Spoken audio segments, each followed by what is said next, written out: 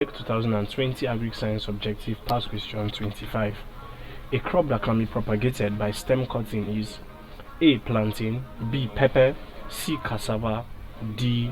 Carrot. So stem cutting refers to a method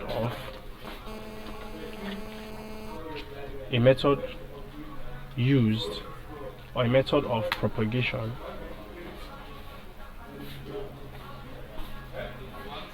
or you can say a method of vegetative propagation whereby a piece of the plant stem is rooted into a growth medium such as moist soil. So that is stem cutting. Now option A, which is plantain, is propagated by means of sucker. Okay, that's the means of propagation.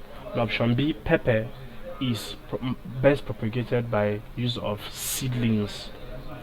Option C, cassava, is best propagated by stem cutting, this technique we have described.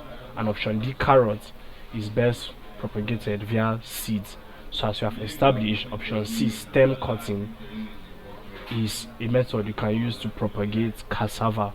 So option C, cassava, is the correct answer to this question.